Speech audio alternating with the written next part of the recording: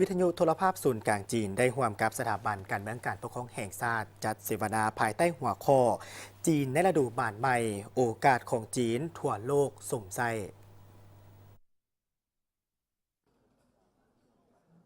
งานเสวนาครั้งนี้มีขึ้นในวันที่21มีนา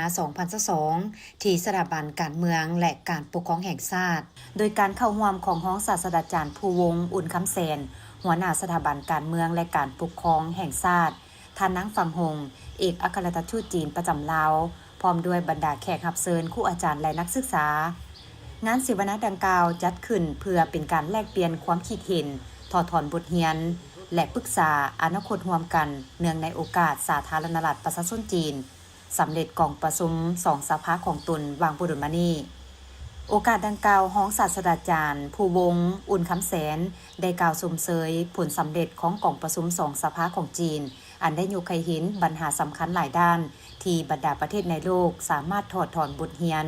เพื่อนำไปใช้เข้าในการพัฒนาประเทศของตนเองหนึ่งในนั้นก็แม่นสาธารณรัฐประชาธิปไตยประชาชนลาวท่านเซิ่นไหทรงห้องหัวหน้าคณะโฆษณาอบรมศูนย์กลางพรรคคอมมิวนิสต์จีนประธานวิทยุโทรภาพศูนย์กลางจีน CMG ได้กล่าวผ่านวิดีโอว่าในกล่องประชุม2สภาปีนี้ท่านประธานสีจิ้นผิงได้เน้นว่าต้องเปิดประตูด้านระเบียบการให้กว้างออกเติมอีกและเปิดกว้างของเขตการร่วมมือสากลอย่างบ่หยุดยั้งในฐานะเป็นกลุ่มสื่อมวลชนที่มีขนาดใหญ่ที่สุดมีรูปแบบสื่อหลายที่สุดและปกคลุมขอบเขตกว้างขวางที่สุดในโลกวิทยุโทรภาพศูนย์กลางจีนยินดีเสริมขยายท่าแหงในด้านการเผยแพร่โฆษณาและการปฏิสังด้านวิทยาศาสตร์เทคนิคเพื่อร่วมกับบรรดาเพื่อนมิตรในโลก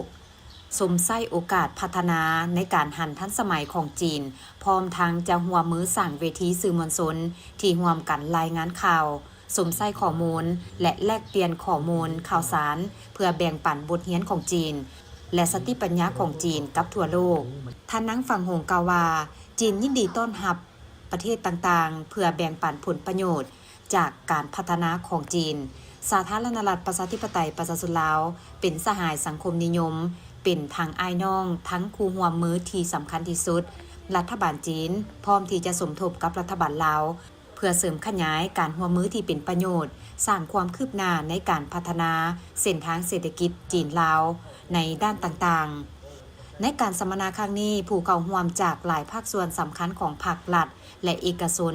ของลาวได้ขึ้นบรรยายแลกเปลี่ยนในหลายหัวข้อเกี่ยวกับการหันเป็นทันสมัยแบบจีนและการพัฒนาด้วยคุณภาพสูงของจีน